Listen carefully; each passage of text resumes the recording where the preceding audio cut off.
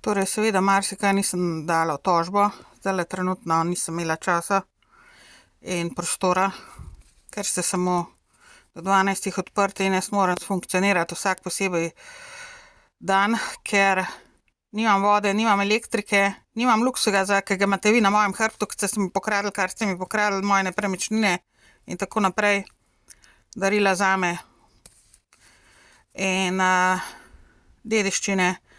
Tako da nisem uspela omeniti najmanj recimo še ene 5 pomembnih stvari, zakaj tožim.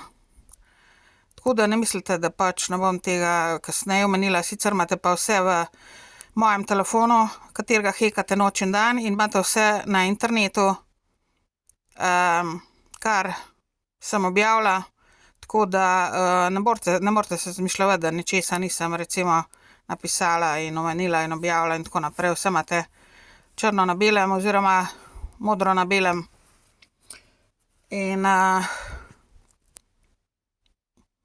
ne boste me za tiste hakle lovili, ker dobro veste, da vem.